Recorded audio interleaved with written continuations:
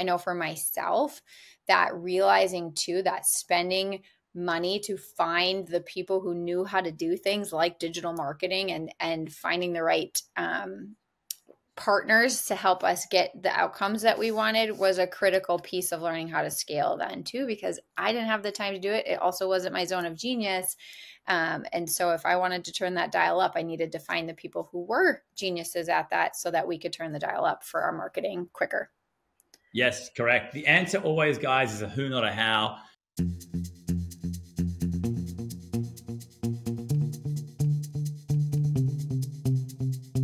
Hello, and welcome to Build Your Remarkable Practice podcast. This podcast is dedicated to chiropractors who are in the seasons of launching and building their practice. Join myself, Dr. Lona, and my co-host, Dr. Bobby, as we have conversations each week as it relates to building the practice of your dreams. And remember, you can have a remarkable practice as part of a remarkable life, not instead of one. We're here to lead you on the way. What's up, team? Welcome back to the Build Your Remarkable Practice podcast with the amazing Dr. Lona Cook and myself, Dr. Bobby Lajasvik.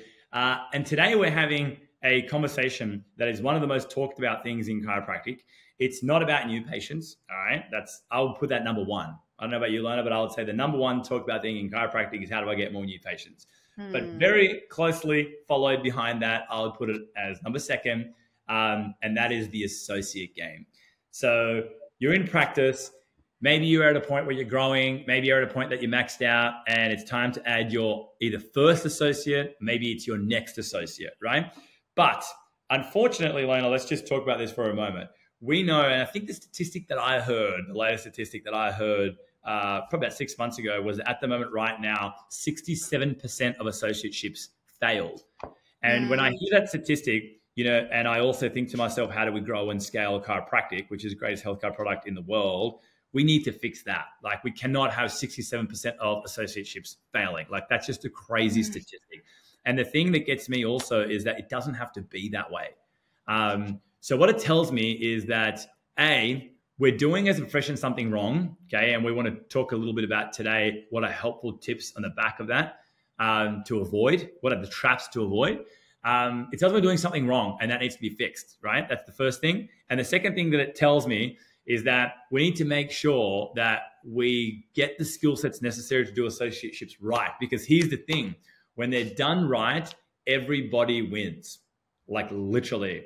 Patients get a better experience. They get better care. Yes, principal DCs, you think, if I get an associate, they'll get inferior care.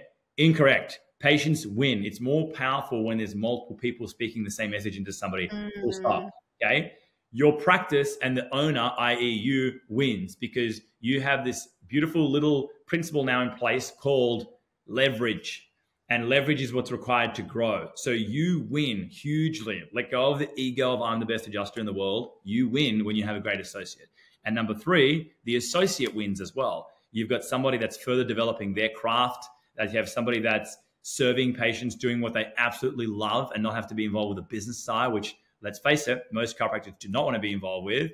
And so they're living their dream life. They go in there, they adjust a whole bunch of people, they make great money, they care for people, they love people, and they don't have to do anything around the business side of things. So it's the ultimate win-win-win. But in order for that to happen, Lona and myself have identified, look, there's three big things that really need to kind of happen right. And there is an order to this. So Lona, why don't you take us through, first of all, give us your experience with associates. So tell us a little bit about it. Right? How many associates have you had? What's the current kind of setup look for you? And then talk to us about the baseline foundation of how do you get associateships right? What's that first fundamental thing that we've got to get set up when we're thinking about this?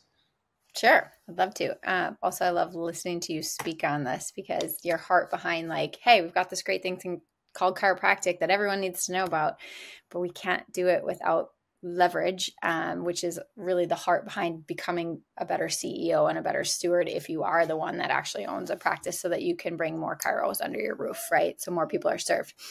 And I've got my compadre Max in the background that you might hear today. So I've got my dog and my 4-year-old here. So, we're leveraged. Yeah, we're multitasking today. Yeah.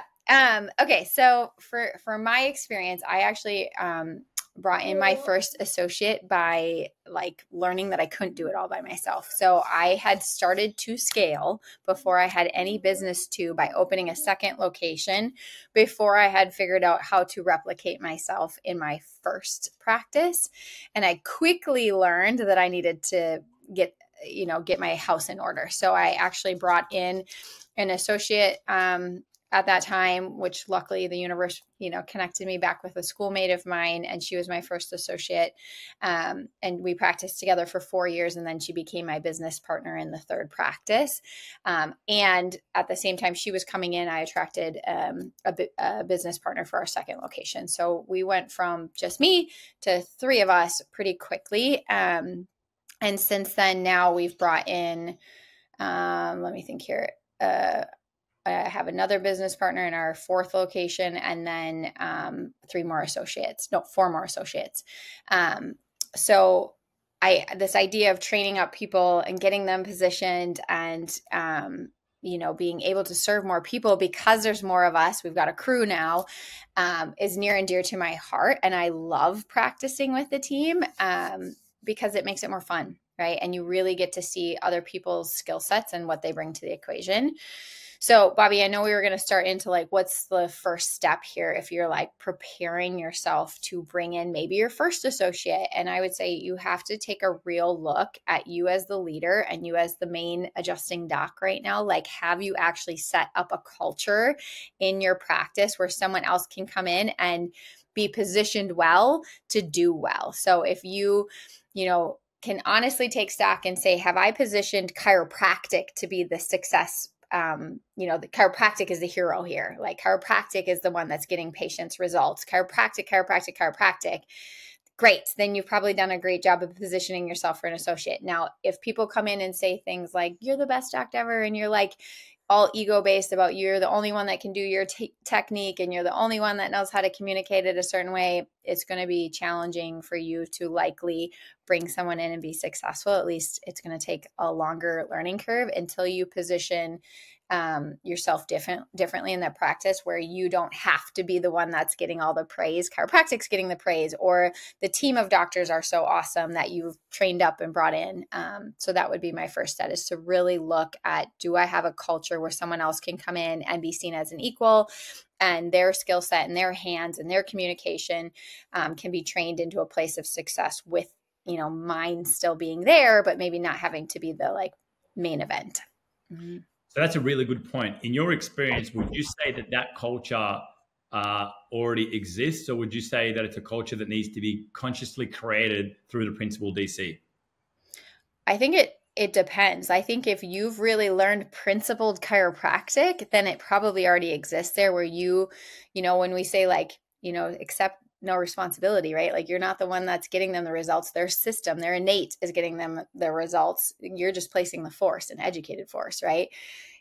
Because you're not also going to take the blame if they don't heal to the degree that, they had wanted to, right? I think if you've really done a good job of communicating what chiropractic is and what it isn't, then you're likely better positioned.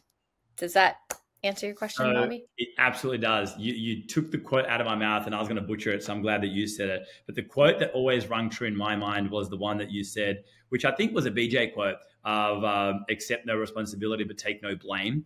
And right. In the beginning, when I heard that quote, it really resonated with me, because when people would come in and be like, oh my God, Dr. Bobby, I feel amazing. Or yeah, you know what? No migraines, literally from the day that I started getting adjusted. Or wow, I slept amazing after that adjustment. Or I feel phenomenal. It was always ingrained in me, likely because of that quote, that I would always just take no responsibility. I would say, Lona, how amazing is your body? Right. That would be the line that I'd always say. And I would say, hey, how cool is to be healthy, right? I would say, you know what? Your body did that. Hey, you know what? And I would always say to people, when people say to me, you're amazing, you're a miracle worker, I would say, not really, just working with the principles of your body. Like, I would always do that. And then take no blame when someone come in also and be like, oh, I'm tender, I'm sore.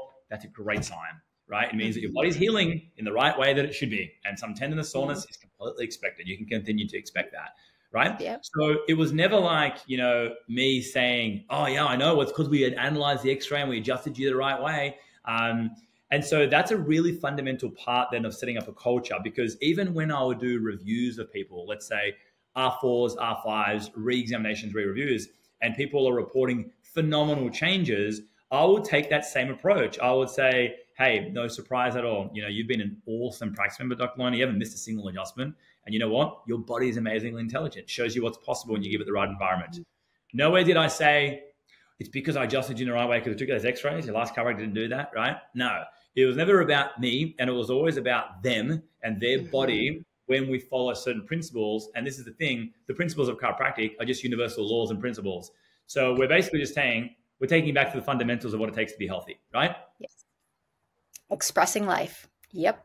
Exactly. So then that brings me to my next point, which is like when you onboard an associate, if you have that culture, it is so easy, because you look at it from a client's point of view, practice members, they might have a reservation. Will this person be as good as Dr. Bobby then? Okay. And so here's the way that I approach this from a mindset point of view.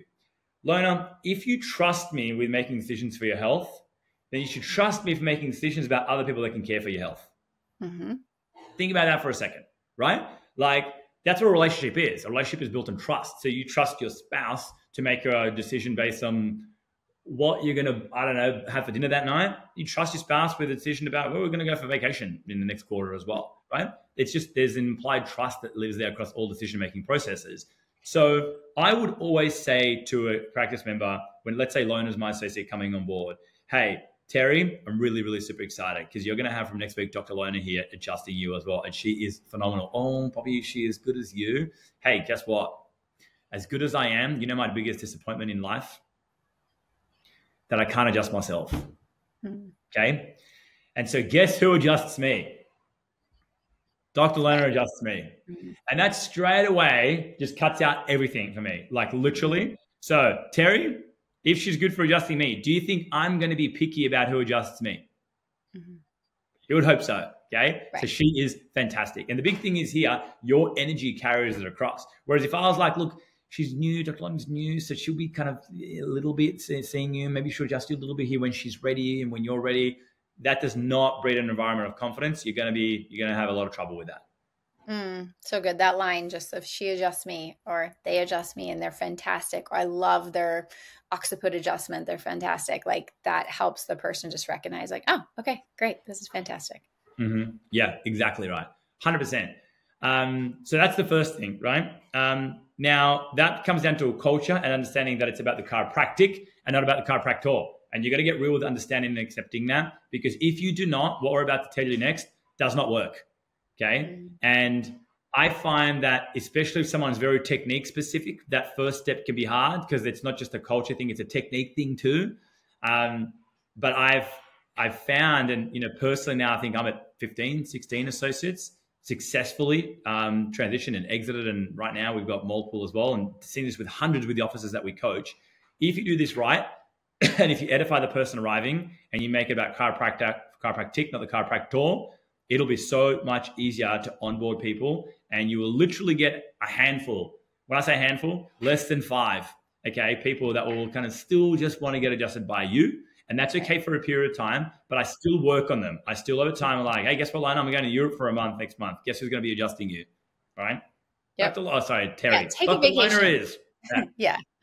Yes. Yes. Yeah, that's one of the best things you can do when you do onboard an associate is make sure you have some vacation scheduled. Yep, exactly. Spot on. So number one, Lona laid it out very clearly, guys. Make sure the culture is set up right for a multi-DC office. Really, really, really important. Okay. Second step then. So here's the other thing that we've got to look at. When it comes to onboarding an associate, we need to make sure that we understand that by having another person there adjusting, we've just used the law of leverage.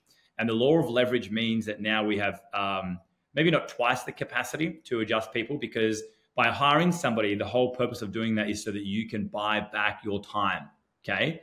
You can buy back and scale back your time so that you continually reevaluate what are high priority activities that I should be spending my time on now in the current season that I'm in life and in business, okay? So by adding an associate might not double your capacity, but you'll usually increase it by at least another 50%, okay? And so when you increase your capacity, what that means is the other thing that needs to go up into the same proportion is your ability to generate new patients. So the amount of new patients that took you to the capacity that you're on now hopefully at max capacity or close to max, it's going to need to increase with each new associate that you add, because it's just the mathematical formula. Lona, what's been your experience with that in the past? Where do docs stuff this up? So they've hired a new associate, all right, and from a new patient perspective, where have you noticed that they get this wrong a lot?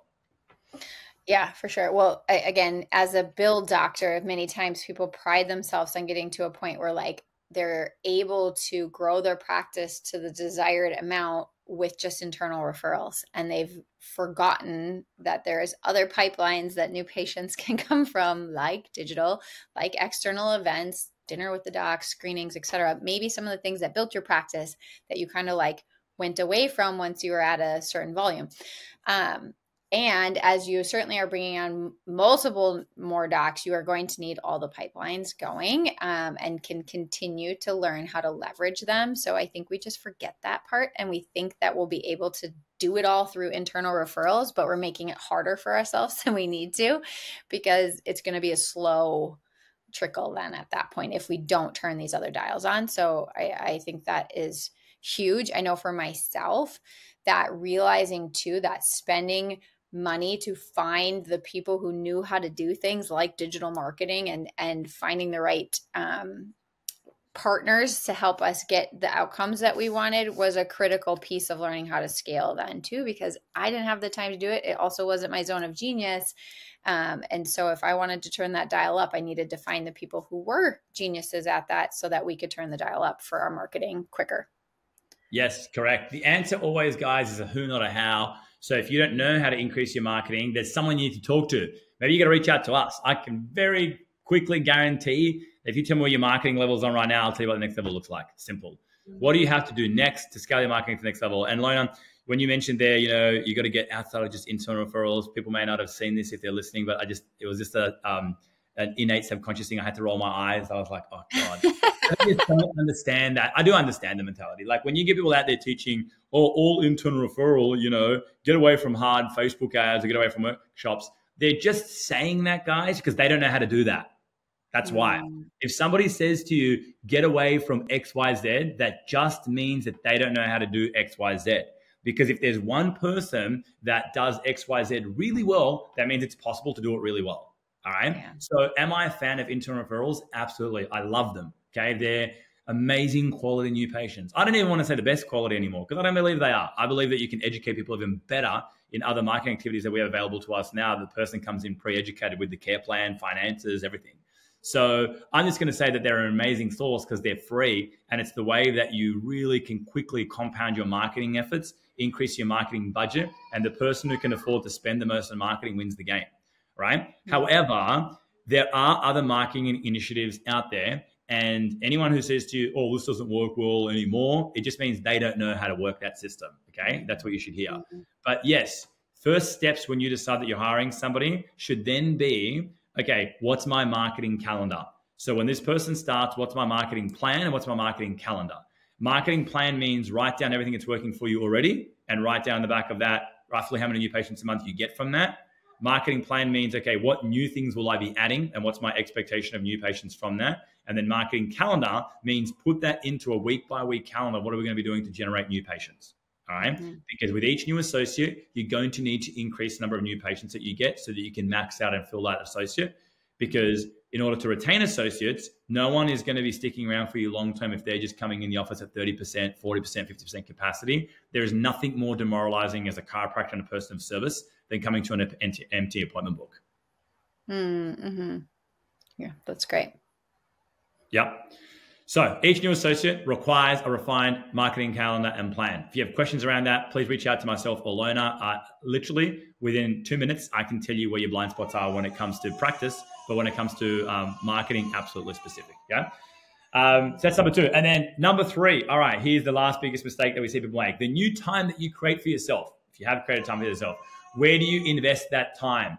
So Lona just gave a hint there before where she was like, all right, well, you hire an associate to help you with delivery. And so you can start to put energy more into other areas. Lona, where would you say those areas are? If we talk about specifically a bill doc, someone who's been doing all the adjusting themselves, they've just hired their new associate. All right. They've bought back some time. Where would be then the best place for them to invest that new time that they've now got? Well, for a lot of build docs, it's first clawing back some CEO time. So you can actually be the one that's visioning where we're going to go and spend more time preparing yourself to actually know when you need to hire and when do you need to bring in marketing, and actually look at the business above the business instead of being so in it. So I would say buy back some time so you have CEO time. Yep. And what I heard you say there, CEO time, is vision casting time, where you sit down there and you refine the vision of what does the next chapter look like. Yeah. Yes. Mm-hmm. Yes.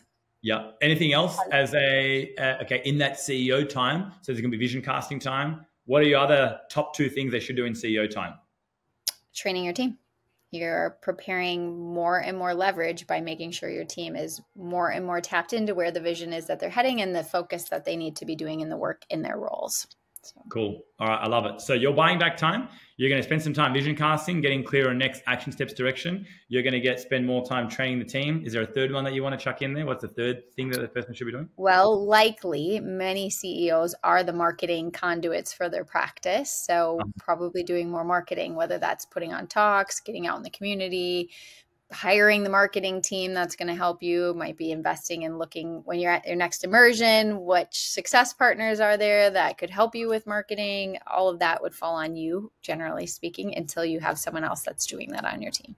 Yep, I agree 100%. So you got to level up your understanding and skill set around marketing and new patient generation, guys, and then get people on your team that manage and run that for you.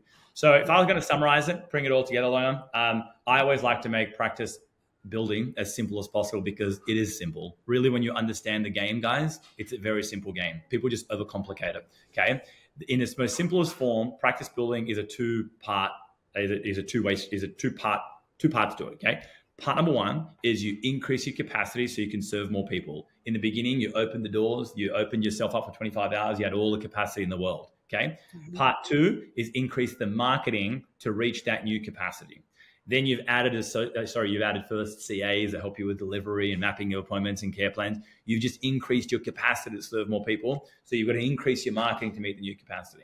And now you just added an associate, or maybe you've added a second or a third or a fifth or a 10th associate. Guess what? You've just increased your capacity to serve more people. So what's the thing that happens right after that? You increase your marketing to meet that new capacity. So it's really important that we develop our skill sets around marketing so we can reach that new capacity, because that's how you keep scaling and growing an office. And at the moment, the highest single office that I know personally, that I speak with and work with personally, just this year now, Cross is on track for this financial year mid-year. We did intro to mid-year to mid-year. $7 million in collections in one single office space, right? So it shows you the upside of what's possible. Imagine if every chiropractic office was doing 3 million. Like, it would completely transform the profession in the most monumental way that's unfathomable. So the marketing upside is absolutely massive and huge. So if you're stuck with that, because I know a lot of people often say to us on calls, they just don't know what they want to have to do with marketing, reach out to us, guys. Follow us on Instagram, Dr. Lona Cook or Dr. Bobby Olajasevic, right? Or guys, send us a message and just send us a message saying marketing. And literally within 2 minutes of chatting to you, I can tell you straight away. And Lona, you can do the same with what's your blind spot? Tell me what you're doing at the moment. Great, here's what you should be doing next. And here's the action steps on how to do those things so you can scale to the next level.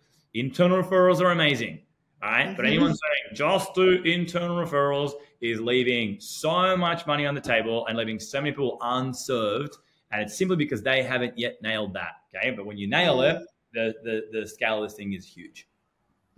I love that. I love listening to it. It just expands my mind. I love thinking about what if the average chiropractic practice was seeing 3 million and that 3 million actually came from also chiropractic adjustments. Let's just put that out there also, right?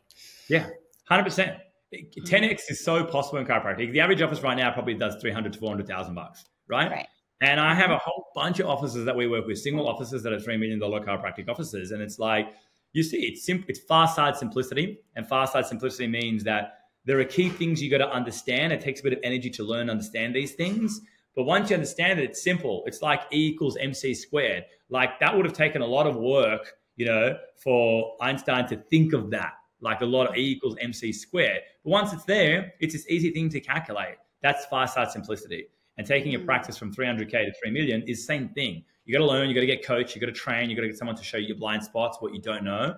It's the quickest way to grow. And final thing I'm going to add in this, Lona, is I just don't understand people that want to grow literally, I'm going to lay this out there, that want to grow and don't understand that the quickest way to grow is just to pay somebody to show you what I need to do. Yeah. And then you do it. Yeah, right? Exactly. You do it.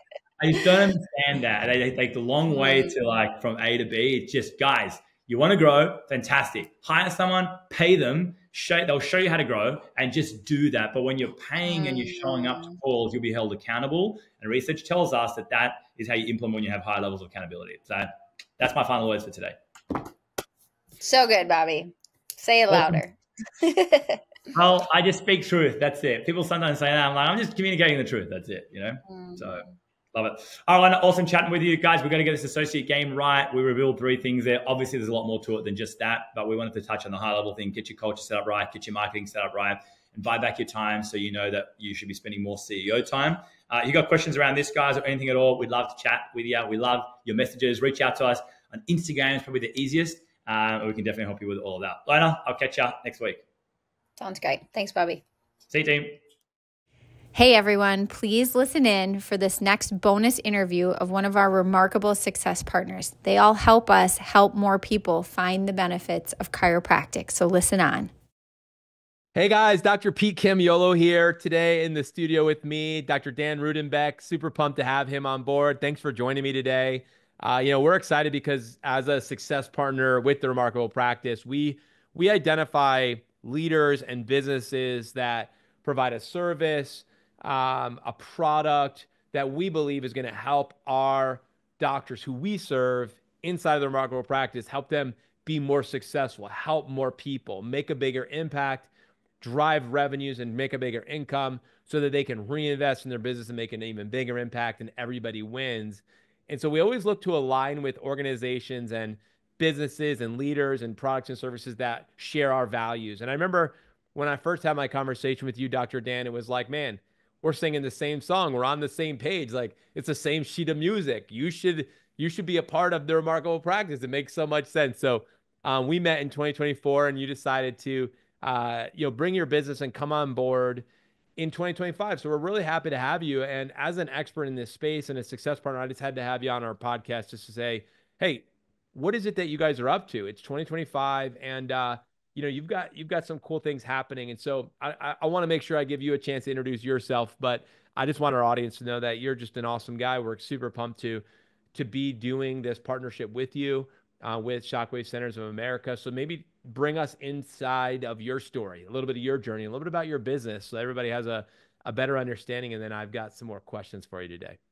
Sure. Well, I'm super excited to be on. And like you said, I think it was love at first sight when we first got together on that first Zoom call where we both very much have the same values and we want to bring as much success to chiropractors as we possibly can. Being the role I'm in now as the owner of Shockwave Centers of America, kind of fell into place where I didn't actually plan this. It was one of those things where there was a huge need, in my opinion, in the world of chiropractic, but also anybody who's in a holistic therapy environment, to have something like Shockwave, great access to it, great training to it, and a really accessible team behind it. And so I grew up in London, Ontario, Canada. And Shockwave's a bigger thing in chiropractic. It was one of those jobs that I had as a CA before I went down to chiropractic school. And I almost forgot about it throughout the process of chiropractic because I went to Life and, modalities are not a big thing in Life University, which is a good and a bad thing. We want to be at least aware of it if it doesn't suit your practice. But if it does suit your practice, you want to be really well versed in it and know the differences and understanding where to go and who to talk to and how does it fit into your practice. All those important things that I think everybody should know. And so I got out of school, started my practice here in Marietta, Georgia with my wife. She's a chiropractor as well. A lot of us get together. But we did meet before chiropractic school, so she's Canadian too. She does all pediatric and prenatal stuff, and I take care of everybody else. And we're still in practice. She's off on maternity leave right now, but she'll come back after the baby's all settled, and we'll keep rocking and rolling. I have no plans on leaving practice at the moment, as much as this is a full-time job too. I love seeing my people, even though it's only 2 days a week, but I still want to keep seeing them. And so I got out of school and I started having all these clients that I thought would be a great fit for Shockwave, leaning back on my experience as a CA. And I didn't even know where to start. I looked at machines and they were all too expensive for me. And I talked to the companies like, hey, could I get a refurbished one? And I was like, what does the training look like? How does it relate to my practice? There was no support whatsoever. How do I fit it into my chiropractic office without, this huge investment, or how do I fit it into there without having to start from scratch on what kind of protocol can I use that fits in well with a cervical adjustment? What protocol can I do, for my plantar fasciitis patients, even though I'm still working on the lower back in the chain that way? So it was very cloudy and it didn't make a ton of sense. And so I leaned on my resources back in Canada. I got myself a refurbished machine, brought it down here, started using it in my own practice. And 5 years post that, we decided to launch our own with American parts and our protocols that are all based on the research themselves. And then we do all the support on the back end that nobody else really does, which is how do we introduce this to clients as a chiropractor? What do we do when we hit a roadblock with therapy, whether it's this or with anything else? We've got a group of over 700 doctors now that are working together to collaborate to get great results for their patients. And again, it's not something I planned. I just kind of fell into it. And now I have a big group of people that are relying on me that I wasn't expecting. And it's been so thrilling. And it's been such a fun business to build, to be able to help more patients by proxy by training these docs on how to use the therapy.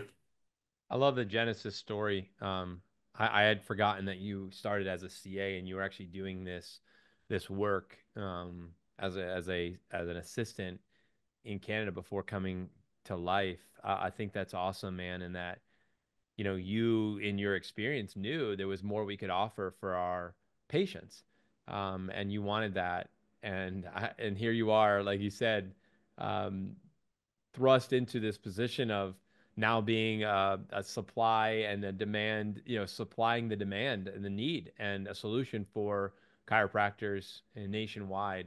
Um, Talk to us a little bit about those things because I know from talking to you the first time, the thing that really attracted me in addition to just you being a principled chiropractor and being committed to your practice and your chiropractic practice, but also being able to offer this kind of support and service to add more value to your patients was when you talked about the training that you guys provide.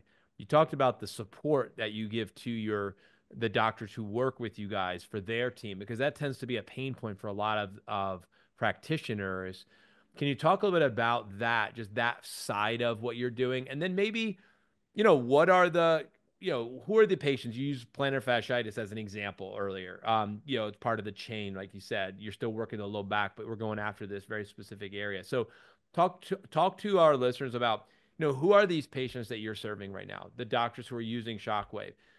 Talk about, the doctors and how this is actually helping them become more successful. Right. I think that's a big thing for us as I'm listening. If I'm a listener, I'm like, okay, I don't use this in my office. This is foreign to me. Mhm. Walk us through like the journey, the client journey from your side, but also the patient journey, from the side of the practitioner as you are. Sure. Yeah. I mean, and you hit the nail on the head is we're kind of serving both populations. We're trying to serve the chiropractor who's bringing in new technology, but also by proxy serving those patients that need the therapy that we can offer. Um, the first answer, I guess, is um, for the chiropractor and the training and how to implement this into the practice was a big hurdle that I ran into myself.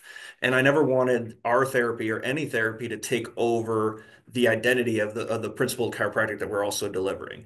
It's supposed to be a great tool in your toolbox. And even in my office where we do a ton of Shockwave because we have a ton of clients that receive it, you don't know until you get into this room, which is our Shockwave room that I'm sitting in right now, that's part of our offerings other than it's listed on our website and they can find out about it, but it doesn't take over the attitude of my practice. We are a family-based chiropractic office where we definitely see more kids than we do adults, which we wouldn't think serves the Shockwave population, but we do. We see a ton of Osgood slaughters, which is one of the big things for kiddos, and Seaver's disease. And then for the adults, you've got frozen shoulder, tennis elbow, golfer's elbow, osteoarthritic knees is a huge one. Knees and shoulders, you could fill a whole practice just with knee therapy and shoulder therapy. plantar fasciitis is one of those things that we have the longest history on research in. And so that's why when you Google shockwave therapy and plantar fasciitis, it's going to pop up with 30 or 40 different articles. And it's great. It's not something I want to fill my whole practice with, but I like having that option to help serve my people and keep them in the practice, right? Because the other option to some of these chronic issues, and this is mostly a chronic problem or a chronic pain therapy, so things that have been going on for 4 to 6 weeks or longer, that's kind of our target market. And those are the flags that you see when you talk to your patients when they come in, either for the first time or when you're doing reassessments, like, hey, my back feels great. I still got this shoulder issue going on. What would you suggest? Or can you give me a referral? And if it's something that's on our list of therapeutic benefits and we have research behind it, then we'll definitely address that and be like, hey, great, let's start doing a little bit of shockwave and see if we're getting the results we were looking for. If so, let's keep you here.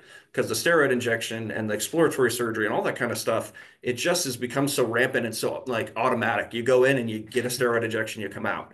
It's like, well, they're not thinking long term with the damage to the tissue that they're treating, and we give them a holistic option that's not going to cause more damage to the tissue.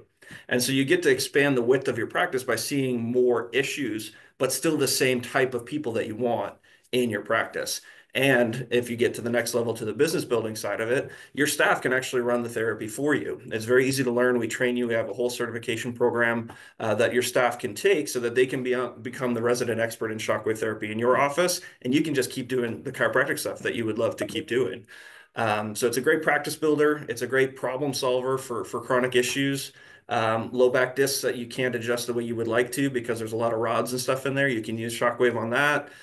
You give people another option or level up their patient care experience, like I said, without taking over the attitude or the identity of your practice. Yeah, this is really good, man. I mean, I think right now, all of us, we're seeing more and more complexity, more and more challenges, more chronically sick people. And as you said, the alternative is exploratory surgeries, injections, drugs. It's like we all know those are last resort things, not first resort. Even the word exploratory surgery, really? Who would have thought that? But that's where we're at now because our medical system has failed so miserably in terms of getting to the root cause of what's really going on with people. And this technology, from everything that I've learned about it, it just sings the chiropractic principles song so well in it as it unlocks your body's innate healing power. It works with the body, and it just speaks to the power of why you should be getting adjusted. Because if you're subluxated, your body's going to be inhibited in its ability to heal, even by adding these technologies. So how they work together, it's an and, not an or conversation, right? And so, talk a little bit about the business side. Then, you shared about some of the conditions, adults and children. I love that. Actually, you're the first person to really talk to me about kids and how this can actually really help them, which I work with a lot of kids and a lot of athletes as well. So that just opens up a whole nother conversation. But talk about ROI as a business owner, as I make an investment in this. And I mean, you run this in your practice, like you said. What are doctors looking at, like first year, if I bring this technology in terms of, investments to return, if I do things the way that you guys are teaching us how to do it, right? If I'm a good student, and I'm implementing what you're recommending, what are just, I don't know, generally speaking, what are we looking at here? And one of the goals for our business was to solve one of those issues, because how some of our competitors make money is to kind of keep them on the hook for routine maintenance, and it kind of eats into the ROI experience, and it makes your clinical decision making a little bit more skewed, where we wanted ROI as fast as humanly possible on this machine so that you use it when it needs to be used and you leave it alone when it's not a right fit for your patient. So we're really big on making clinical decisions on using the Shockwave versus just financial decisions. Yeah, you're going to make money with the machine. You're going to pay it off in at the most 90 days. And that's a slow person's ramp up, right? You're talking about 10 to 15 care plans total is all it's going to cost to take over one of the machine overhead. And then the maintenance cost is less than $100 a year in perpetuity, right? And so it's very, very easy to overcome the burden, quote unquote, or that first initial investment into the machine, so that it becomes a great clinical tool that will continue to build your business. And you're looking anywhere from 8 to 12,000 a month in recurring income, because of who you are as a salesperson, who you are as a practitioner, it can vary for sure. It's how much you want to put into it, but we're big on don't force this to be the biggest financial gain thing in the world. It's really about amplifying what kind of things can you see in your practice successfully.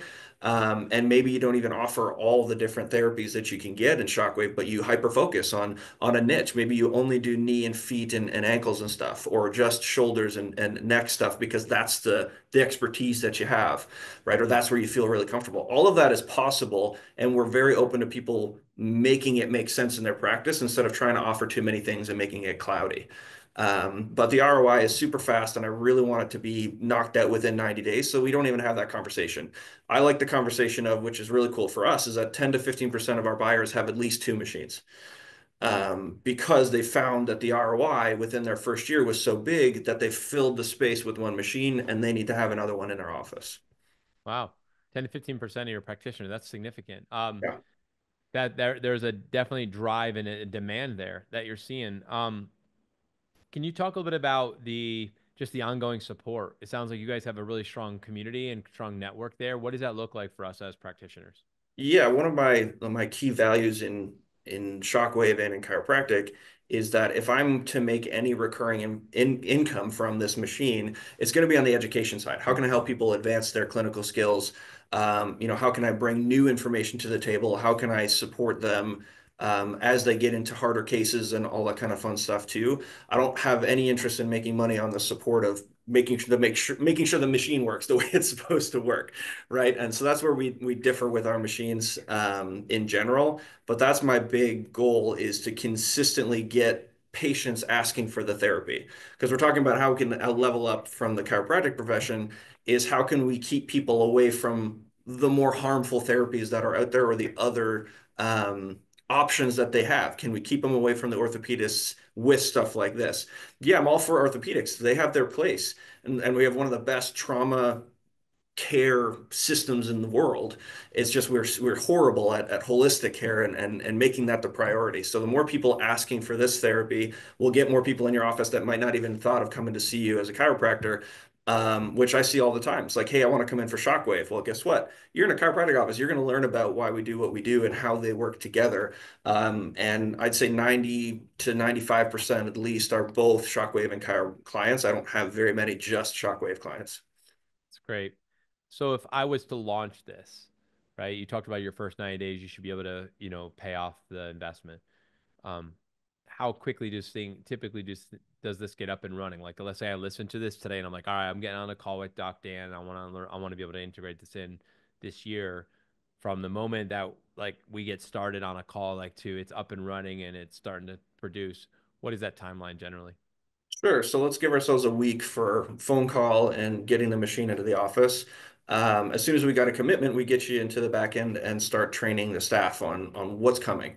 How do we have the conversations with the new clients coming in? What is our goal for how many clients in the first couple of months? But the first couple of weeks, I recommend getting it in there, doing it on yourself, on your staff, on your 3 or 4 favorite patients that have been with you forever that are like, hey, I want to try something new. Let's bring it. Or you can do, some free trials for some people that are on the table as you're table talking them, right? All of that stuff is on the table to get you really comfortable with the therapy. And once you have that confidence of, I've had 5 people on the table and 4 out of 5 were jumping off and they were feeling so much better even immediately. That gives you the opportunity to like, okay, this is worth talking to my client base about, which is a very important mindset shift for bringing in new therapy to the practice, because I can say that it works all day long and you can have other docs say that it works all day long, but once you get that first couple of patients tell you you're never allowed to get rid of this machine, you got to keep it forever, then that builds a whole new level of trust with you and the therapy, and that you can see it fitting into your practice. So that's what the first 3 or 4 weeks are about, is find your favorite people to try it on and get really comfortable with it, dig through all the videos that we have on how to do it, how to service the machine, all the kind of back end work. And then you start with like an email blast or something that's totally free to the doctor to do, outside of table talk and doing handouts at the front desk and putting up the posters that we provide for you. Do it kind of a soft launch there. And when you're ready, then you can do all the crazy stuff that you want to do. If you want to do, Facebook and Instagram ads, we can help you, point you in the right direction of somebody who's really good at that. We're more on the education of how to get great clinical results and how to make it make sense for free in your practice. But when you want to get into, paid ads and stuff like that, we let the experts take over for that stuff. Awesome. So Doc, while I still have you, what's the best way for our listeners to get in contact with you, to learn more, to take a next step? Yeah, I mean, shockwavecenters.com has a big, it's a big informational page for patients as well. So you can see how we introduce the therapy to your community as well. But shockwavecenters.com/the remarkable practice, there's a great video on there of what makes us different. Our contact is on there as well. You can give us a call anytime. If you have a specific clinical question, Dr. Dan at shockwavecenters.com is always available for an email. If you have something that you're really interested in learning more about or want to research on something, I'm happy to develop that for you. Hey, Dr. Dan, thanks for joining me today. I really do appreciate you. Thanks for the work you're doing. Thank you for responding to the calling on your life and bringing this awesome technology to the U.S. and to all of our doctors here. And thanks for taking the time to meet with me here today. I appreciate you. Always. Awesome, guys. Well, you heard it here. Dr. Dan from Shockwave Centers of America. Honored to have him. And you can go to his website, like he said, and check it out, learn more, take the next step, hop on a call with him and his team. Again, our goal is that we would help you help more people. And this is one way we can absolutely do it this year and moving forward. So until our next episode, take care, everyone. God bless. Thanks for listening to this episode of Build Your Remarkable Practice podcast. Remember, what the world needs now is chiropractic, and what chiropractic needs now is more successful chiropractors. If you like the podcast, please subscribe, share with your friends, and leave us a review. And if you'd like to connect with us personally, please click the links in the show notes to schedule a call.